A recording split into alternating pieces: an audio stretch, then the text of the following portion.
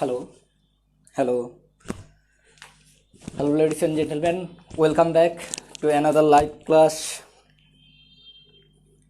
and this is the last class on nodal analysis. Previous we take the basic class on nodal analysis, and today we'll finally discuss on nodal analysis. Please, who are interested, please join with us, and at first, then we'll start our journey. I think everyone is well. I am also well. Today's weather is very well. Please join with us. Okay, hello. হ্যাঁ, তোমরা কি আমাকে শুনতে পাচ্ছ? Everyone hear me? Everyone hear me, please. যদি শুনতে পাও একটু আমাকে ওকে লেখো, আর পরিষ্কার আছে কিনা সব কিছু এটাও একটু আমাকে বলো। একটু ওকে লেখো যদি সব কিছু ঠিক থাকে।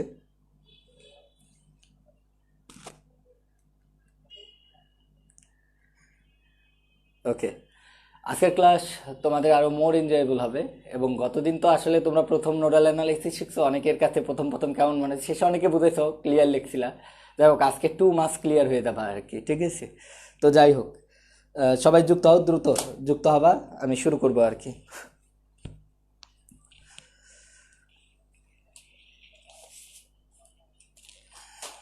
আমি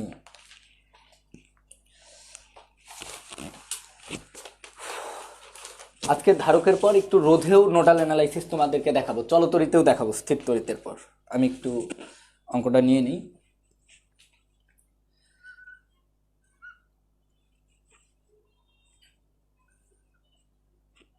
এমন একটা অঙ্ক নেবো, এটা শেখা মানে তোমার এই রিলেটেড সব হয়ে যাবে। এটা একদমই বড় টাইপের নেবো, তোমার লেভেলের এর চাইতে আর দরকার হবে না, অনার্স হয়ে যাবে অনেক দূর।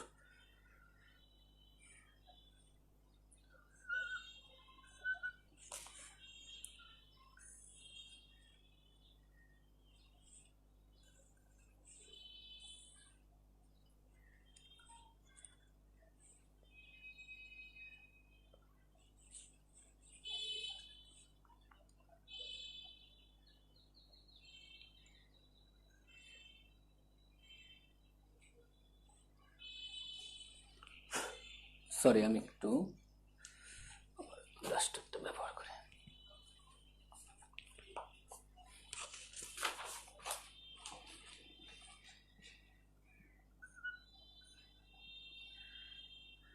তোমরা একটু পরে তুলো, আমি আগে ড্রয়িং করে নিই। আরো একটা লুপ আছে, একটু বড়ই করতেছি, এবং এর ভিতর হচ্ছে অনেক বেসিক পাবা ধীরে ধীরে। আমি আবারও বলছি, এটা একটা চ্যাপ্টারের অঙ্ক না বা এরকম না যে শুধুমাত্র ধারক পড়ে, এখানে তোমাকে ওভারঅল মিলে এমনকি 9-10-এর জ্ঞানও লাগবে আর কি। সব মিলাই আমরা শুরু করব। দুইটা সমান দাগ এগুলো ক্যাপাসিটর, আর এই যে বড় ছোট দাগ এগুলো হচ্ছে তোমার battery. This battery 10 volt, this battery 5 volt, this is আর 10 volt, and this capacitor are 2 microfarad, this is our 4 microfarad, 4 microfarad, this is also 4 microfarad, and this is our 2 microfarad,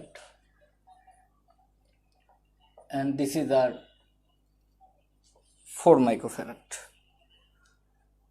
Okay, this is our 4 microfarad. I don't know it, maybe data গুলো এটা 2 2 4 4 4 10 10, ওকে মোটামুটি। তো ঠিক আছে, late নাও start, আমি শুরু করছি আর কি, তারপর আমরা ক্যালকুলেশন করে দেখবো আর কি সব কিছু ঠিকঠাক আছে কিনা। তো কাহিনীটা আগে শোনো, এখানে আমাদের কি কোশ্চেন চেয়েছে একটু ধীরে ধীরে সবাই বুঝবে, এবং আমি আজকে আরো কিছু জিনিস ক্লিয়ার করে দেবো তোমাদের, এবং তোমাদের ভালো লাগবে, কথাগুলো শুনতে থাকবে আর কি। যারা যুক্ত আছো কথাগুলো সবাই শোনো। ব্যাপারটা হচ্ছে, দেখো আমরা সচরাচর এরকম একটা লুপ নিয়ে কাজ করি, সচরাচর ধারকের সার্কিটগুলো, কিন্তু এখানে একটা দুইটা তিনটা লুপ আছে দেখতে, মানে আমি ইন জেনারেল আরও লুপ আছে, চারটা পাঁচটা লুপ আছে সেটা কথা না, আমি জাস্ট এইভাবে দেখাচ্ছি যে আমরা সরাসরি দেখতে পাচ্ছি এটা একটা পার্ট, এটা একটা পার্ট, এটা একটা পার্ট, এরকম তিনটে খণ্ডযুক্ত হয়ে সার্কিটটা তৈরি করছে। আমাদের এখানে যে কোশ্চিনটা, আসলে কোশ্চিনটা কি তোমাকে আগে বুঝতে হবে যে দেখো আমরা তখন ধারক পড়ি আর চলতরিৎ পড়ি, স্থির ধারক এবং ওইদিকে রোধের সার্কিট। সার্কিটে আমরা কি বের করি, রোধ সার্কিটে আমরা যে জিনিসগুলো দেখো এর বাইরে তোমরা কিছু বের করে নি, হয় কারেন্ট বের করতে বলতো, হয় ভোল্টেজ বের করতে বলতো, অথবা তুল্য রোধ বের করতে বলতো। এই তিনটা তোমরা যখন চলতরিৎ পড়ছো, ঠিক একইভাবে ধারকের সার্কিটে খালি আই এর জায়গাটা কিউ হয়ে যাবে, বুঝছো, ভি এর জায়গাটা ভি থাকবে, আর এর জায়গায় খালি সি চলে আসবে। তাহলে ধারকের সার্কিট যদি আমাদেরকে দেয়, তাহলে আমাদেরকে হয় ক্যাপাসিটেন্স বের করতে বলবে, তুল্য ধারকত্ব কত, অথবা আমাদেরকে যেটা বের করতে বলতে পারে যে কোনো একটা বিশেষ নোডের, এখন তো বুঝেই গেছো, আমাদের নোডের ভোল্টেজ বের করতে দিতে পারে যে এই পয়েন্টের ভোল্টেজ কত, এই পয়েন্টের সবচেয়ে টাফ কোশ্চেন। অথবা যেটা বলতে পারে যে এই ধারকের দুই প্রান্তে বিভব পার্থক্য কত, তাহলে হয় বিভব অথবা বিভব পার্থক্য, অথবা তুল্য ধারকত্ব, অথবা যেটা বলতে পারে কোনো একটা স্পেসিফিক ধারক, ধারকের কাজ হচ্ছে চার্জ স্টোর করা, যে কতটুক চার্জ স্টোর করেছে কোনো একটা স্পেসিফিক ধারক, সেটা আমাদের কাছে জানতে চাইতে পারে এর ভিতর। তবে এই মুহূর্তে আমি তোমাদের কাছে যে কোশ্চেনটা জানতে চাচ্ছি সেটা হচ্ছে প্রত্যেকটা ধারকের আলাদা আলাদা করে চার্জ বের করো। আর এখানে একটা কথা বলি ভাই, তোমরা এই সূত্রটা সবাই জানো, C equal to Q by V. দেখো আমি যদি এখানে তিনটে রাশি, আমরা যদি যে কোনো দুইটা চলক জানি তাহলে কিন্তু আরেকটা পেয়ে যাব। যদি কিউ ভি জানো তাহলে সি জানতে পারবে, কোনো একটা ধারক কতটুকু চার্জ স্টোর করছে তার দুই প্রান্তের ভোল্টেজ কত জানলে আমরা ধারকত্ব জানতে পারবো। আমরা যদি কোনো ধারকের ধারকত্ব জানি, ধারকের দুই প্রান্তের ভোল্টেজ জানি, তাহলে চার্জ জানতে পারবো ওই দুটো গুণ করলে। উল্টা কথাও প্রযোজ্য, চার্জ আর ধারকত্ব জানলে দুই প্রান্তে বিভব পার্থক্য কত সেটাও জানতে পারবো। তো আলটিমেটলি আমাদের ব্যাপারই তিনটে, সি কিউ ভি, যদি দুইটা জানা থাকে তাহলে আরেকটা জানতে পারবো। তো এই মুহূর্তে আমি তোমাদের কাছে যে কোশ্চেনটা জানতে চাচ্ছি, প্রত্যেকটা ধারকের দুই প্রান্তে ধারকত্ব তো দেয়াই আছে, প্রত্যেকটা ধারকে সঞ্চিত চার্জ, তাহলে আমি কিন্তু ধারকের দুই প্রান্তের বিভব পার্থক্য পেয়ে যাব। বা উল্টা কথাটাও প্রযোজ্য, যদি দুই প্রান্তের বিভব পার্থক্যগুলো আমরা কোনোভাবে আইডেন্টিফাই করতে পারি তাহলে এই ধারকগুলোর চার্জ জানতে পারবো। আবার দুই প্রান্তের বিভব পার্থক্য জানতে হলে এর দুই প্রান্তের ভোল্টেজ জানা লাগবে, তাহলে বিয়োগ করলেই বিভব পার্থক্য পাবো। আমি আবার বলছি, কথাটা শুনো, আমার দরকার চার্জ বের করতে বলছে। এই কোশ্চেন হচ্ছে যে প্রত্যেকটি ধারকের চার্জ নির্ণয় করো, এটা আমাদের কোশ্চেন। যেহেতু ব্যাটারির সাথে যুক্ত আছে, এটা সোর্সের সাথে যুক্ত আছে, সুতরাং এটা চার্জ দিতে হবে, চার্জ নির্ণয় করো, এটা আমাদের কোশ্চেন। এখন ফ্যাক্টরটা এখানে আমাকে একটু ভালোভাবে বোঝার চেষ্টা করবে। তাহলে আমি আবার বলছি, চার্জ জানতে গেলে আমার ধারকত্ব জানা আছে, তাহলে দুই প্রান্তের বিভব পার্থক্য জানতে হবে। দুই প্রান্তের বিভব পার্থক্য জানতে গেলে আমাকে প্রত্যেকটা পয়েন্টের ভোল্টেজ আলাদা আলাদা করে জানা প্রয়োজন।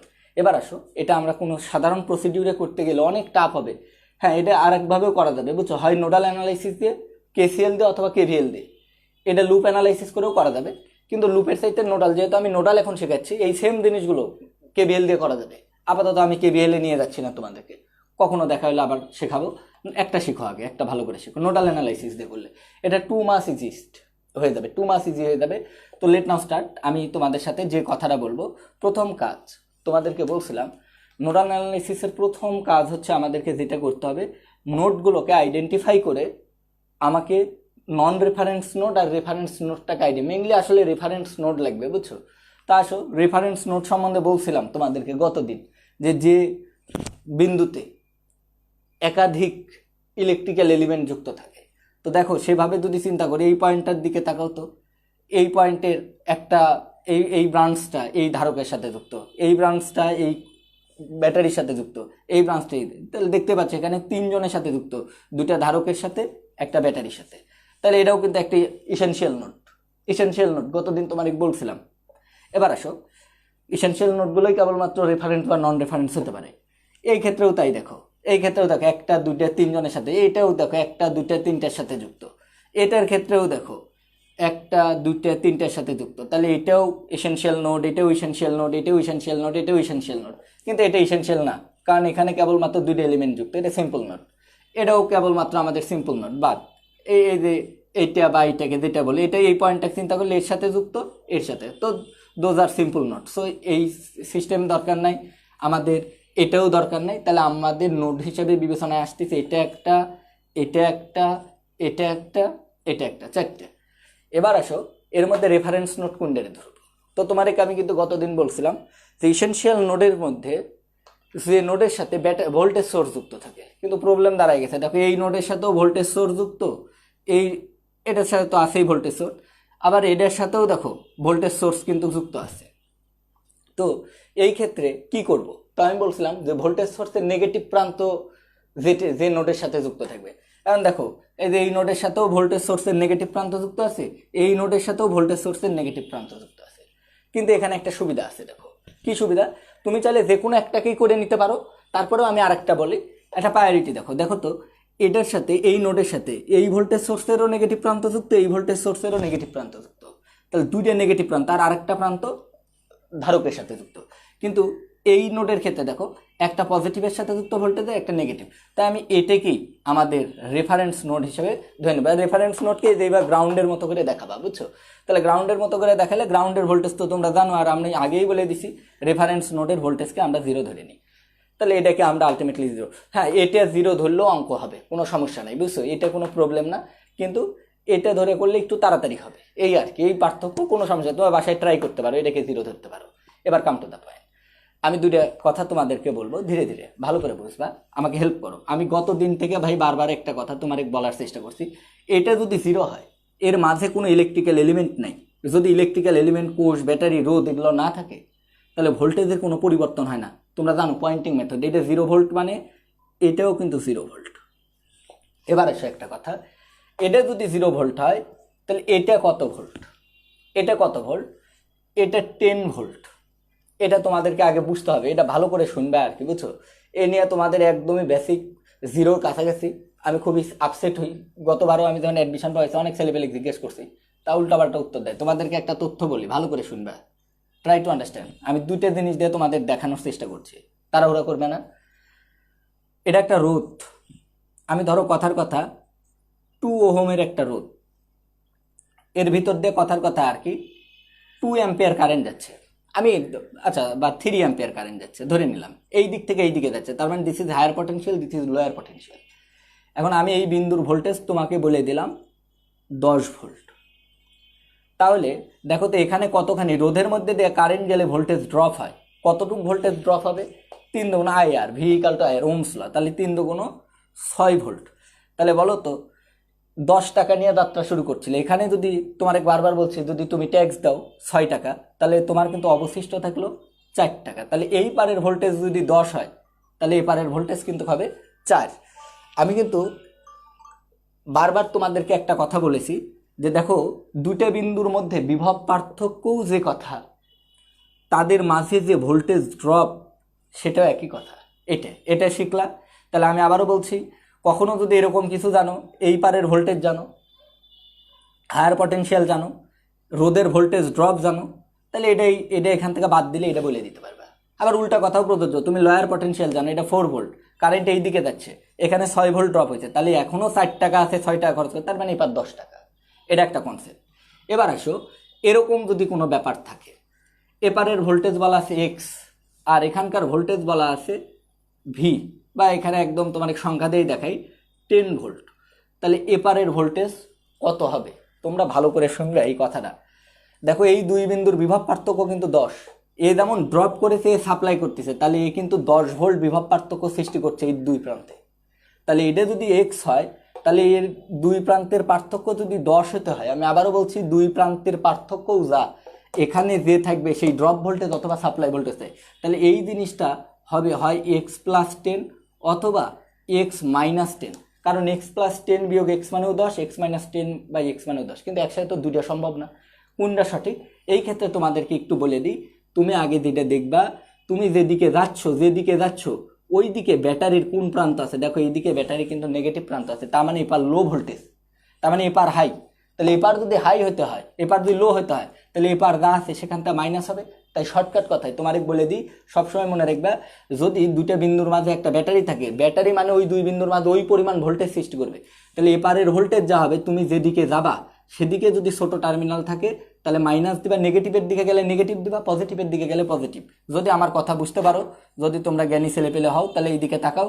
দেখো যদি এরকম টাইপের কথাবার্তা হয় ভাই, এটা যদি এক্স হয়, এটা যদি 20 হয়, তাহলে এটা হায়ার পটেনশিয়াল, এটা লোয়ার, তাহলে আমি এই পজিটিভের দিকে যাচ্ছি, তাহলে এটা x+20 হয়ে যাবে।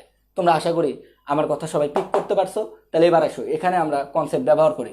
তাহলে এটা এই যে এই দুই বিন্দুর বিভব মাঝে বিভব পার্থক্য 10, এটা সৃষ্টি হচ্ছে, আর রোধ থাকলে ড্রপ হতো।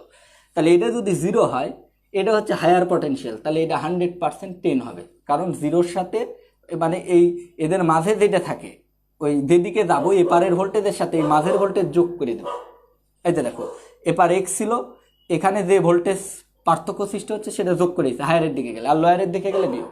এখন এবার আমাকে একটু হেল্প করো, এটা 10, এবার এখানে আসি, এটা যদি 0 ভোল্ট হয়, তাহলে বলো তো এই দুই বিন্দুর মাঝে বিভব পার্থক্য সৃষ্টি হচ্ছে 5, তাহলে এটা যদি 0 হয়, তাহলে আমি কিন্তু হায়ারের দিকে যাচ্ছি, তাহলে এই পয়েন্টের ভোল্টেজ হতে হবে 5 ভোল্ট।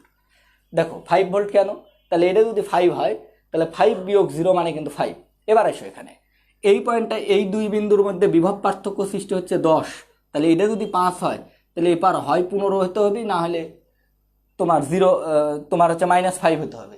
এখন কত হবে দেখো, আমি কোন দিকে যাচ্ছি, হায়ারের দিকে, তাহলে এটা লো ভোল্টেজ, এবার হাই ভোল্টেজ, তাহলে এটা যোগ হয়ে যাবে, এর সাথে এটা যোগ হবে, তাহলে 5 আর 10 কত হয়ে গেল 15, তাহলে 15 থেকে 5 বাদ দাও, মাঝখানে 10 হয়ে গেল। আশা করি আমার কথা তোমরা বুঝতে পারছো। এটা যদি 15 হয়, তাহলে এটাও 100% 15, there is no voltage drop. এবার আসো, এখন আমি কিন্তু এই পয়েন্টের কোনো ভোল্টেজ বলতে পারছি না, যেহেতু আমি তোমার বলছি নোডাল অ্যানালাইসিসের ক্ষেত্রে এই রেফারেন্স নোড বাদে নন রেফারেন্স নোড যেগুলো, সেগুলোর ভোল্টেজ যদি আমি সিস্টেমে বের করতে না পারি, ইচ্ছা মতো ধরে নিতে পারবো। আমি এর ভোল্টেজকে এক্স ধরে নিলাম, এর ভোল্টেজকে ওয়াই ধরে নিলাম। আশা করি তোমরা আমার কথাটা সবাই বুঝতে পারতেছো।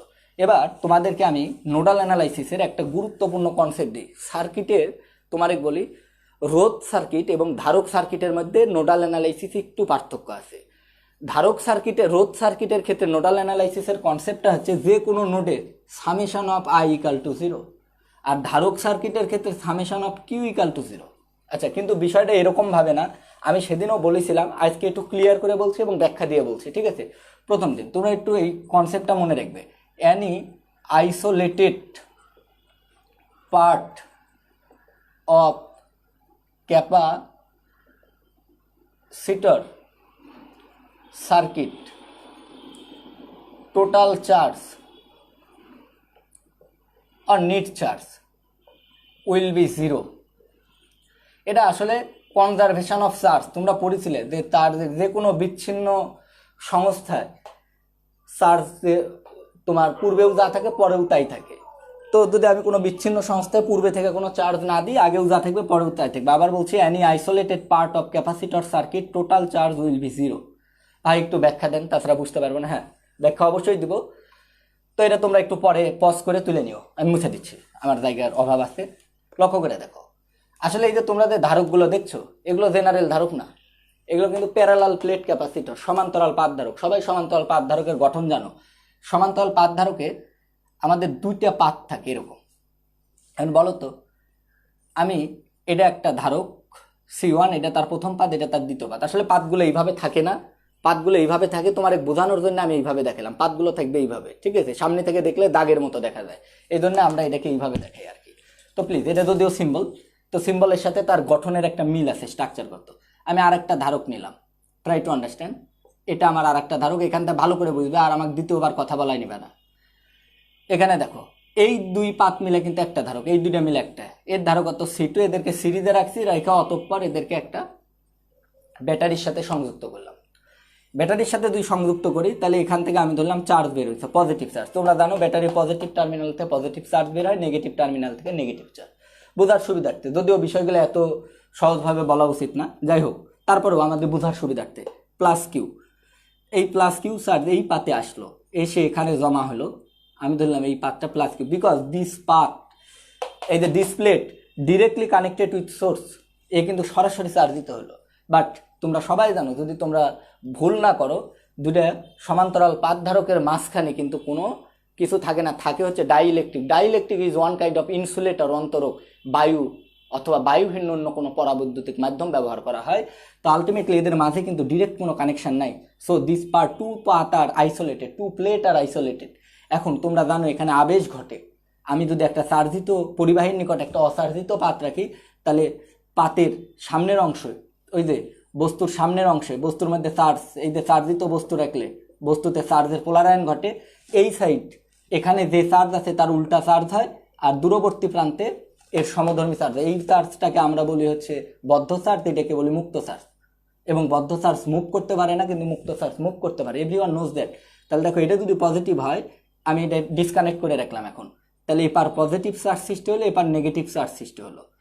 কারণ আবেশের ফলে যেহেতু কাছাকাছি আছে সমপরিমাণ চার্জ সৃষ্টি হয়, এখানে প্লাস কিউ, এখানে মাইনাস কিউ।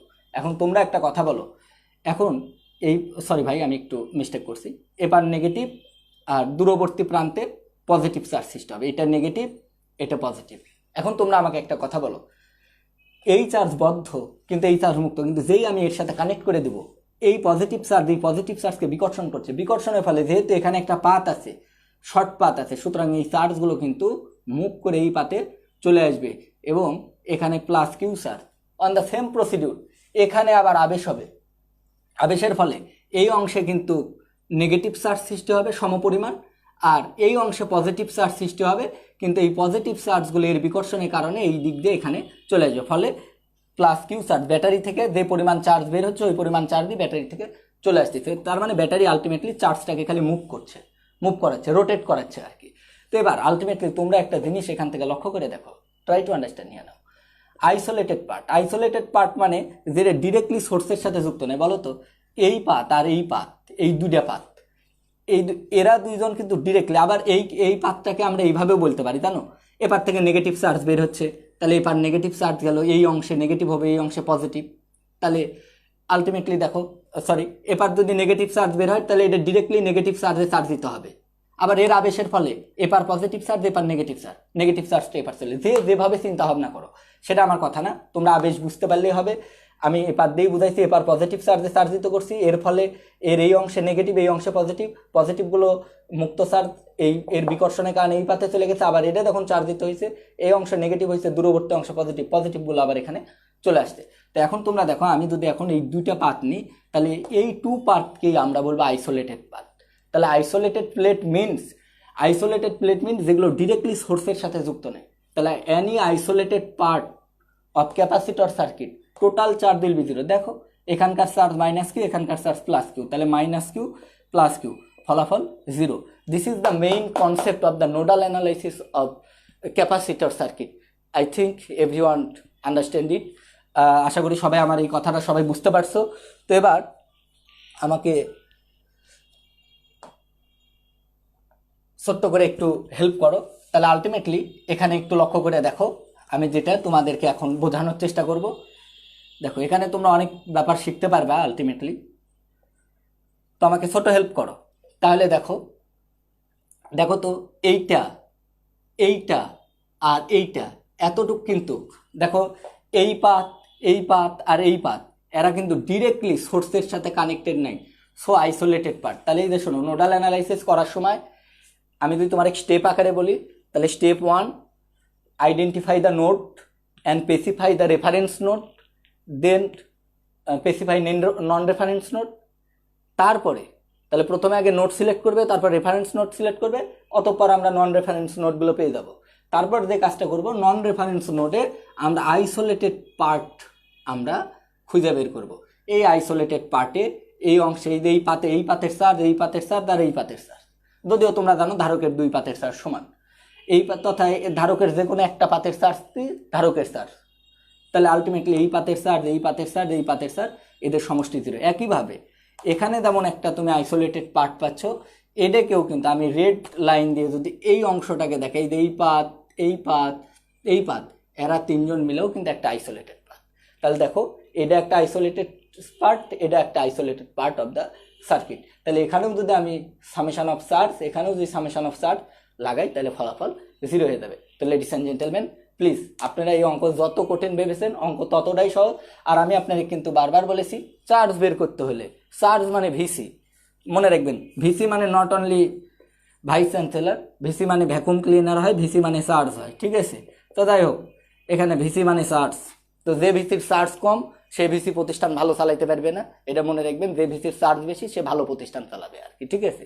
তো যাই হোক, বোঝার সুবিধার্থে মনে রাখবেন। তো ladies and gentleman, at first আমি এই নোডে অ্যাপ্লাই করছি ফ্রম ফিগার, ফ্রম, এটা নোড 1 নাম দিলাম আর এটা নোড 2 নাম দিলাম, ফ্রম নোড 1। তো প্লিজ হেল্প করেন। আমি একটা কাজ করলাম, যাই না, আমি ধরে নিছি এখানে চার্জ কত, এই যে এর চার্জ দিয়ে শুরু করব। ওই Q1 Q2 Q3 লেখার ভাই আমার সময় নেই এখন। তো এখানকার চার্জ, চার্জ মানে কিন্তু সিবি ভুলে দেবেন না। তাহলে এর ধারকত্ব কত, 2। তাহলে ওই যে ধারকত্বের সাথে এর বিভব পার্থক্য, বিভব পার্থক্য মানে এই ধারকের দুই প্রান্তের বিভবের বিয়োগফল। কিন্তু আমি বিভব লেখার সময় বলছি, নোডাল অ্যানালাইসিসের সময় সবসময় আগে নোডের ভোল্টেজ লিখবেন, তারপরে অপর প্রান্তের ভোল্টেজ।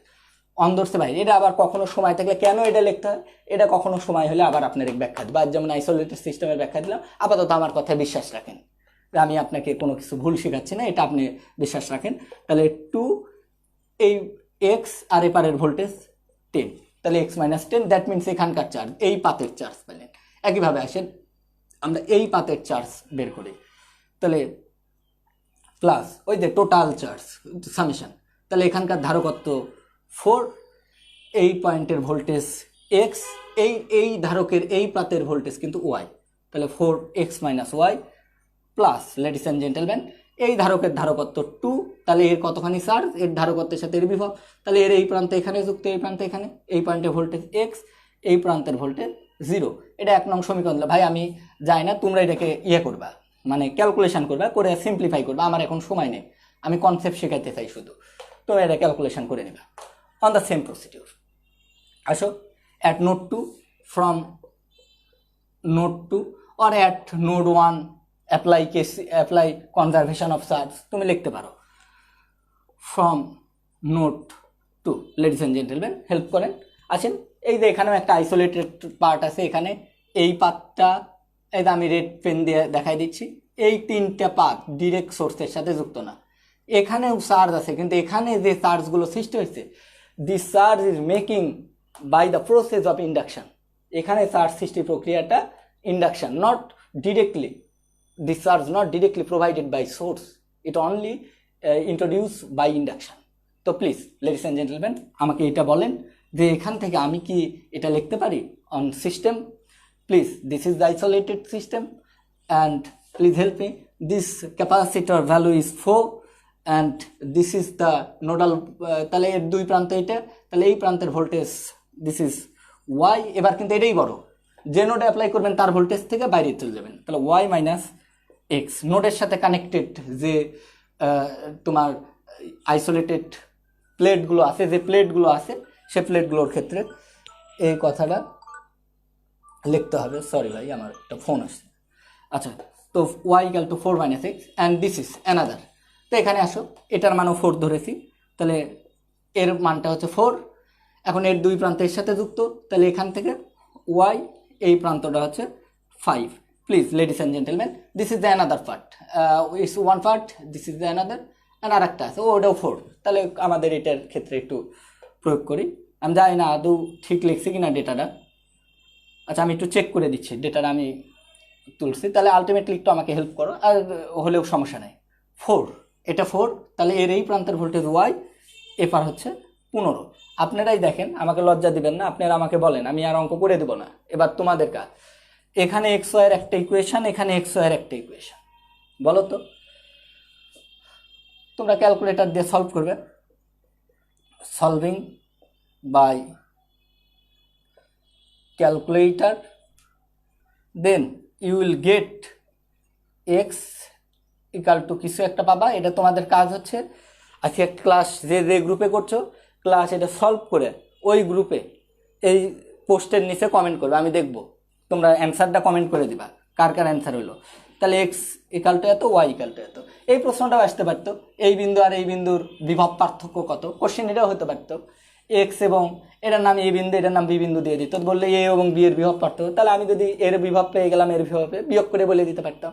অথবা বলতে পারতো এর ভোল্টেজ বেশি না এর ভোল্টেজ বেশি ব্যাখ্যা করো, অথবা বলতো চার্জ এখান থেকে এখানে যাবে না এখান থেকে এখানে আসবে, এটাও ব্যাখ্যা করতে পারতাম, charge high voltage low voltage, another option, you have the another option. কিন্তু আমার কোশ্চেন এগুলো ছিল না, আমার কোশ্চেন ছিল চার্জ বের করো। ভাইরে ভোল্টেজ তো সবগুলোর সকল নোডের ভোল্টেজ জেনে গেলাম, তাহলে সকল দুই প্রান্তে সকল এলিমেন্টের দুই প্রান্তের বিভব পার্থক্য পাবো।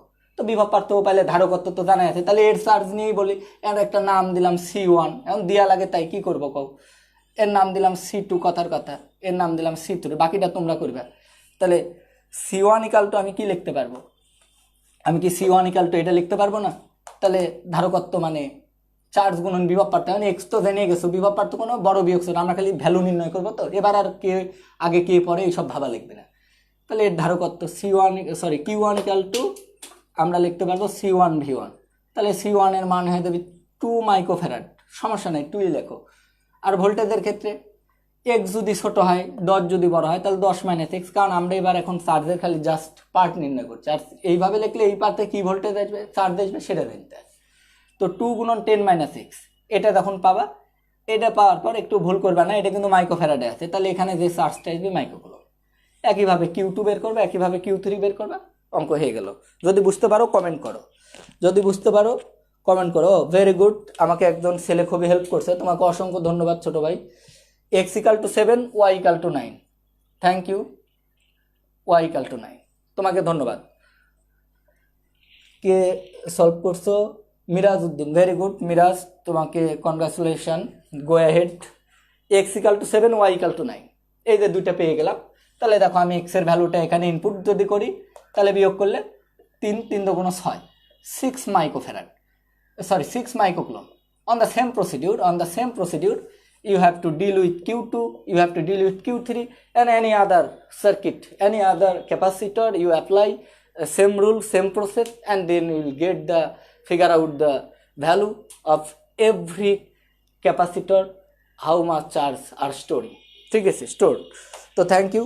তো আলটিমেটলি আপনারা যারা বুঝতে পেরেছেন, যারা যুক্ত আছেন, যদি বুঝতে পারেন তাহলে আমাকে একটু বলেন, ওকে, then I am also okay and I will be highly happy if you understand it, and it will my one kind of victory, and otherwise it will be one kind of my defeat.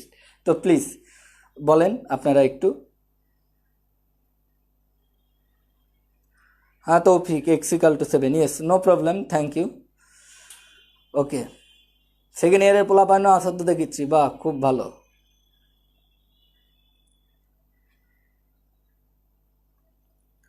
Okay, thank you Miraj, ওকে। আর কে আসো ভাই, একটু বুঝতে পারলে ওকে লেখো, তাছাড়া তো বুঝতে পারবো না। হ্যাঁ বশির, ওকে, ভেরি নাইস। আল মামুন, ওকে। একটু ফিডব্যাক দাও, ক্লাসে হলে তো সুবিধা হতো, তাহলে আরও ভালো করে ফিডব্যাক নিতে পারতাম আর কি। এখন আমরা সূর্যোদয় তো আর সরাসরি দেখি না, আমরা এখন সূর্যোদয় দেখি মোবাইলের স্ক্রিনে, বুঝতে পারছো?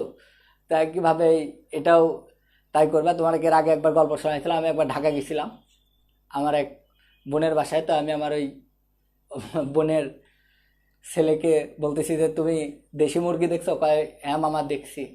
তো কোথায় দেখছো? কয় ফ্রিজে দেখছি আর কি, বুঝছো? তা আসলে এখনকার ছেলেপেলে হচ্ছে ফ্রিজে দেশি মুরগি দেখে, মোবাইলের স্ক্রিনে সূর্যোদয় দেখে। তো এই মোবাইলের স্ক্রিনে ক্লাস দেখলে কি সমস্যা? ক্লাস দেখার সময় তখন বললো ভাই সমস্যা, বহুত সমস্যা, চোখে প্রবলেম, এই problem. So there is no kind of excuse are granted here, ঠিক আছে? কোনো এক্সকিউজ গ্র্যান্ট হবে না আর কি। তো ধন্যবাদ। আমি আরেকটা অঙ্ক তোমাদেরকে একটু দেখাই দিচ্ছি।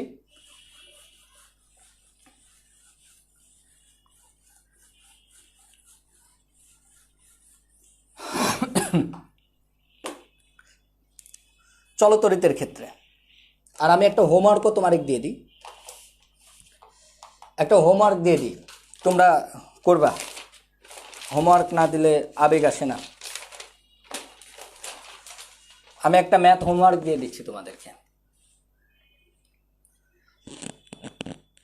হোমওয়ার্ক, মেসওয়ার্ক, যে যেখানে আসো সেখানে, বাংলা কথায় প্র্যাকটিস প্রবলেম, এটা প্র্যাকটিস করবা। Same procedure,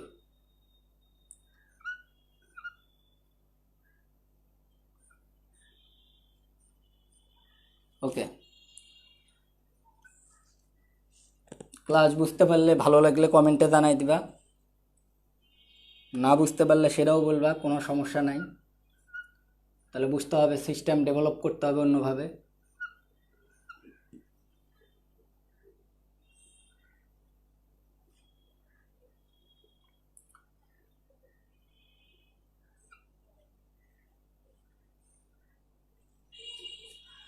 Okay, this is the battery 22 volt, this is the another battery with 6 volt, this is the capacitor C1, this is the capacitor C4, this is the capacitor C2, and this is the C3, and I am given the value.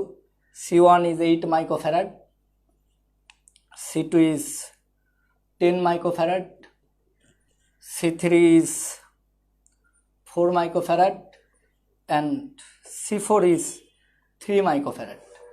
ওকে, এবং তোমাদের আমি একটা help করে দিচ্ছি, দুইটা জিনিস help করে দিচ্ছি। এটাকে রেফারেন্স নোট ধরবা, এটাকে রেফারেন্স নোট ধরবা, এটাকেও ধরা যাবে, কোনো সমস্যা নেই, এটাকে ধরবা। তাই যে ব্যাটারির নেগেটিভ প্রান্তের সাথে আছে, এটা ধরলেও একই কথাই হবে, কিন্তু এটা বেশি সুবিধা পাবা আর কি। আর এখানে দেখো, এই যে এটা হচ্ছে আইসোলেটেড পার্ট, কারণ এই যে এই প্লেট, এই প্লেট, এই প্লেট, এই প্লেট ডিরেক্টলি সোর্সের সাথে কানেক্টেড নেই। আচ্ছা, কোশ্চেনটাই তো বলি নাই। এই পয়েন্টের নাম দিয়ে আছে এ, এটা একটা নোট, এই পয়েন্টের নাম দিয়ে আছে হচ্ছে বি। আমাদের কোশ্চেন হচ্ছে voltage of VA minus VB equal to what, এটা তোমাদের প্রশ্ন। VA minus VB equal to what, answer হবে 8 ভোল্ট।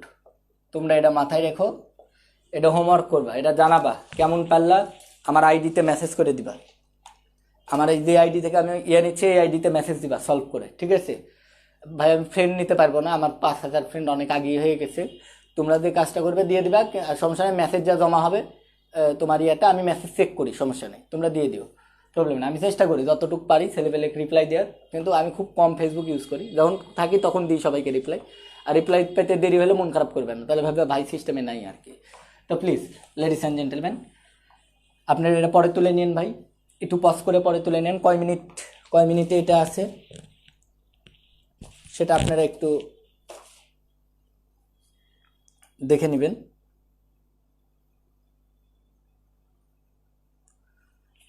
হ্যাঁ, এটা সম্ভবত 28 মিনিট 11 সেকেন্ড, কত মিনিট আছে আমি জানি না, এটা আপনারা একটু দেখে নিন আর কি, ঠিক আছে? আমি মুছে দিলাম। এবার চলেন রোধ সার্কিটের ক্ষেত্রে, অথবা এটাকে আমরা বলি আর সার্কিট, পিওর আর সার্কিট বলা হয়, বুঝছেন এগুলোকে? পিওর আর সার্কিট। সার্কিট অনেক ধরনের হয়, অনলি আর দিয়ে, অনলি সি দিয়ে, অনলি আবার আর সি দিয়ে, এল সি দিয়ে, আর এল সি দিয়ে, এই আর কি। এটার সাথে আপনাদের পরিচয় আছে, ওই যে স্বকীয় আবেশ গুণাঙ্ক, ইন্ডাকশন, ঠিক আছে? আবেশাঙ্ক, সাবেশাঙ্ক, কী সব নাম বলতাম আমরা সব, ঠিক আছে? তো ইন্ডাক্টর ওইটা আর কি, ইন্ডাক্টরের ধর্ম ওই ইন্ডাকটেন্স আর কি। তো প্লিজ লেডিস অ্যান্ড জেন্টেলম্যান চলে আসেন পিওর আর সার্কিট।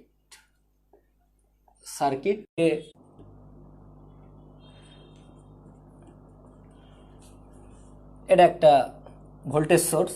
আচ্ছা, আপনাদের একটু পরিচয় করে দিই। এই ভোল্টেজ সোর্সটাকে এইভাবেও লেখা যায়, এই যে এইভাবে বড় ছোট করেও লেখা যায়। এটা যদিও কোষ, একাধিক থাকলে ব্যাটারি। আচ্ছা, কোষ এবং ব্যাটারি পার্থক্য বুঝেন, কিন্তু আসল জিনিসটা বুঝেন না। কোনো একদিন বলবো যে কোষ লিখলে ইচ্ছা মতো ভোল্টেজ লেখা যায় না, বুঝছেন? যাই হোক, আমাদের বইও অনেক ক্ষেত্রে যে কেন এরকম করে আমি বুঝি না, তবে সব বই না, অনেক বই আমি দেখছি কোষ লিখে 20 ভোল্ট 30 ভোল্ট লিখছে, ইটস টোটালি রং। তো যাই হোক আর কি, অন্য এক সময় বলা যাবে। তো মূল ঘটনায় চলে আসেন। V = 10 volt, it's a one kind of voltage source. আরেকটা জিনিস আছে, বুঝছেন, এরকমভাবে দিয়ে যদি এরকম আপনারা দেখবেন, অক্ষরপত্র প্রকাশনের বইয়ে আছে, আবার আপনার ইয়ার বইটাতেও আছে, জাকারিয়া সেলুর বইতেও।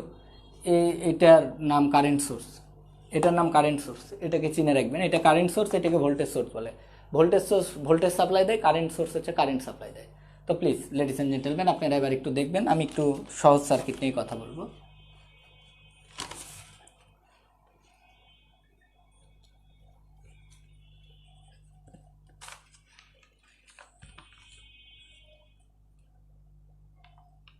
ওকে,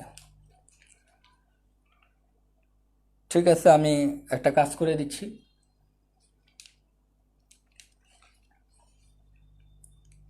এখানে একটা কারেন্ট সোর্স দিয়ে দিচ্ছি, এই দিকে 2 ampere, this is 2 ampere current. Okay, দেখো ভালো করে দেখবা, এরকম টাইপের একটা সার্কিট দেওয়া আছে। সার্কিট দিয়ে তোমাকে যে কোনো কোশ্চেন, আমি তো বললাম রে ভাই আমাদের জিনিসই তিনটা, একটা আই, একটা ভি, একটা আর। এই চাইলে তো এর মধ্যেই থাকবে, হয় কারেন্ট কত, না হয় ভোল্টেজ কত, না হয় রোধ। আমি তোমার একটু আসলে nodal analysis mostly use for figure out voltage in any node or any point. আসলে যে কোনো বিন্দুর ভোল্টেজ বের করতে বললে নোডাল অ্যানালাইসিস সবচেয়ে বেশি ইফেক্টিভ। চলে আসেন, আমাকে বলা হয়েছে এই বিন্দুর ভোল্টেজ কত, এই বিন্দুর নাম দিলাম বি। বি বিন্দুর ভোল্টেজ নির্ণয় করো, প্লিজ হেল্প মি। সবাই ready? At first you have to check আমাদের কয়টা নোট আছে দেখি। এটা একটা নোট, এটা একটা নোট, এটা একটা নোট, এগুলো একই নোট, এগুলো একই নোট। ওই যে এদের মাঝে কিছু নাই মানে এগুলো এক নোট, কারণ এটাকে আমি ফেলে এখানে লাগাই দিতে পারবো, এটা খুলে নিয়ে যেয়ে এখানে লাগাই দিতে পারবো। তো সো এটা একটা note, but this is simple note, non essential because only 2 element, but this is essential note, 3 element.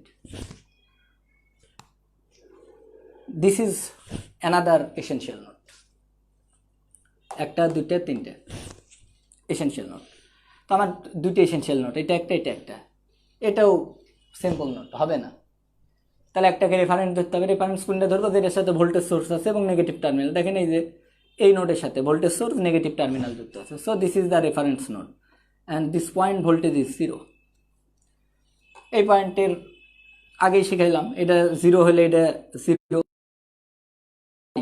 এখন এই দুই বিন্দুর বিভব পার্থক্য 10, তাহলে এপার থেকে এপার গেলে এপারের ভোল্টেজের সাথে হয় এই ভোল্টেজ যোগ অথবা বিয়োগ করতে হয়। এখন যেহেতু যোগের দিকে যাচ্ছি তাই যোগ করব, বিয়োগের দিকে গেলে বিয়োগ। তাহলে 0 + 10, তার মানে এটা আলটিমেটলি 10 ভোল্টই। This is on another 0।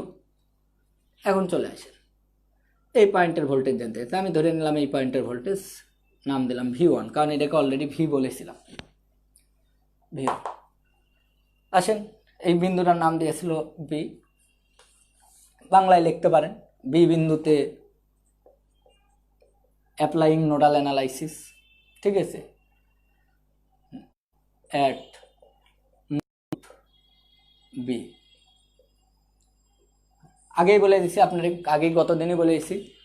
এখন দেখেন এই নোডে আগত এবং নির্গত কারেন্টগুলো সমষ্টি শূন্য। এখন আমি কি করে ধরবো কোনটা আগত কোনটা? তাই আমরা বারবার বলে দিয়েছিলাম নোডাল অ্যানালিসিস করার সময় অলওয়েজ ধরে নেবেন কারেন্টগুলো নোড থেকে বাইরের দিকে চলে যাচ্ছে, বাইরের দিকে ধরে নিলাম। ভুল হলে নেগেটিভ আসবে, সমস্যা কি, প্রবলেম নেই।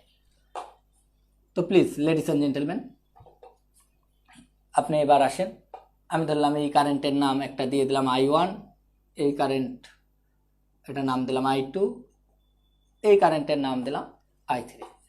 তা আমরা কি লিখতে পারবো? আমরা অবভিয়াসলি লিখতে পারবো I1 + I2 + I3। ও আচ্ছা, আমি আপনারা এখন আবার এখানে আমাকে প্রশ্ন করতে পারেন যে ভাই এই দুটা যোগ এগুলো বিয়োগ, আসলে আমি এগুলো কোনো চিহ্ন টিহ্ন, এগুলো আসলে বীজগাণিতিক যোগ। আমি তো I1 এর ভ্যালু দিইনি রে ভাই, I2 এর ভ্যালু তো দিইনি। যদি ওটা এই যে তাহলে ওই মানটা নেগেটিভ আসবে। আমি সবগুলোই যোগ করে দিয়ে 0 করে দিলাম। আমার কথা বুঝলেন কিনা আমি আবারও বলছি, আপনারা যেভাবে শিখেছেন বের হয়ে গেলে নেগেটিভ ধরলাম, ভিতরে ঢুকলে পজিটিভ, এরকম আমি কোনো কিছু ভাবি নাই আর কি, এইভাবে আমরা কোনো কিছু করি নাই। আমি ওভারঅল মিলে এখানে যে কারেন্টগুলো আছে I1 I2 I3 সবগুলো যোগ করে দিলাম 0।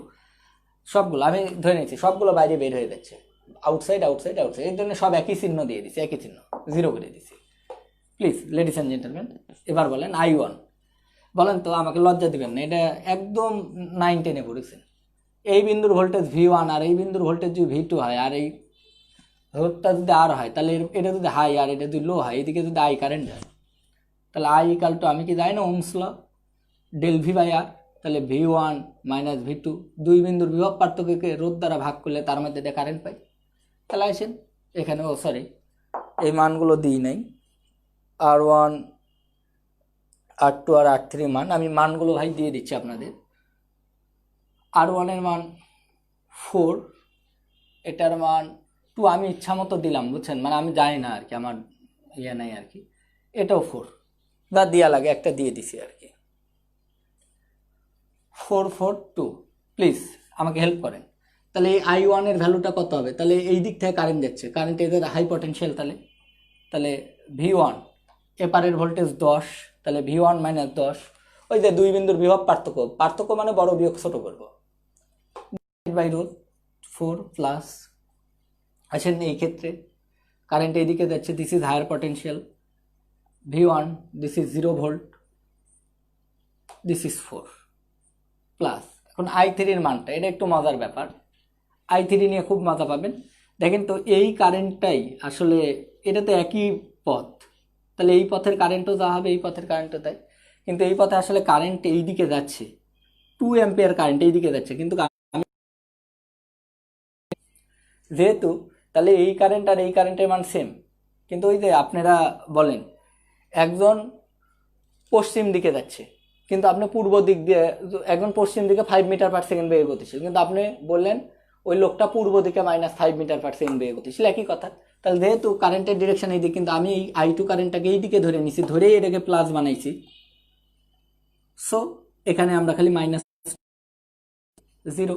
চলেন একটু হেল্প করি, V1 minus 10, V1 minus 8 equal to 0, 4 দ্বারা লসাগু দিলাম, তাহলে V1 আর V1 2V1, 10 আর -8 এপার পার হলে 18, V1 ইকাল টু 9 ভোল্ট। আপনি এর চাইতে সহজ উপায়ে এইসব অঙ্ক সলভ করতে পারবেন না। সবাইকে ধন্যবাদ, আপনারা কমেন্ট করেন যদি বুঝতে পারেন।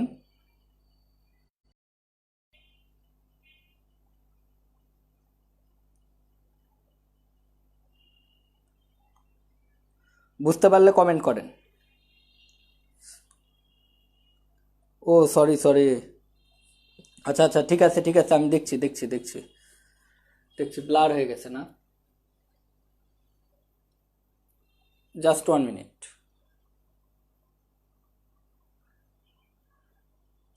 আচ্ছা, কোথায় থেকে ব্লার হয়েছে আমাকে বলো, আমি আবার ঠিক করে দিচ্ছি, একটু জাস্ট ওয়েট লিটল বিট। কোথায় থেকে ব্লার হয়েছে খালি আমাকে বলো, আমি ঠিক করে দিচ্ছি, কমেন্টে জানাও, আমি ব্লারটা বলো, আমি ঠিক করে দিচ্ছি।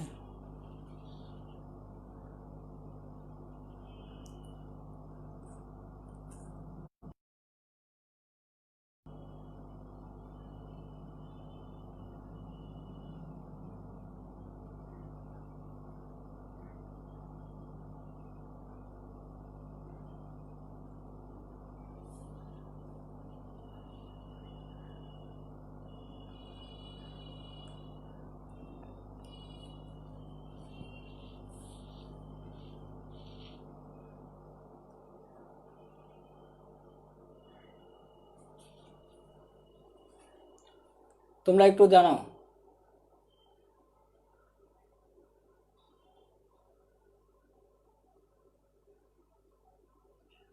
ও আচ্ছা আচ্ছা, শুরু থেকেই, আচ্ছা শুরু থেকেই বোঝা যায়নি, ঠিক আছে আমি শুরু থেকেই তোমার বলে দিচ্ছি। আচ্ছা লেখা ক্লিয়ার হবে, একটু ওয়েট করো, একটু ধৈর্য ধরো, আমি সিস্টেমের ইরোর ঠিক করি ভাই, নেটের উপর তো, মানে এখন আমাদের নেটের ধরো যা, কি আর বলবো বলো।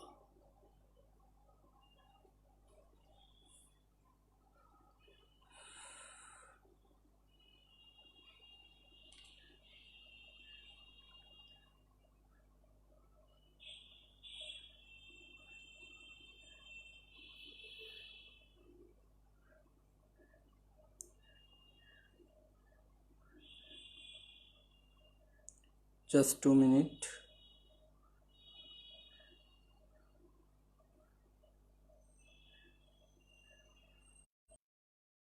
আচ্ছা একটু ভাই একটা কমেন্ট করো তো, এখনো কি স্টিল নাও ব্লার?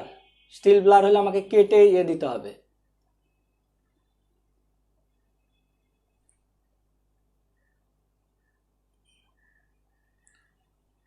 আচ্ছা আমি একটা কাজ করছি, একটু ফিনিশিং দিয়ে আবার এগেইন দিচ্ছি, বুঝছো? ফিনিশিং আমি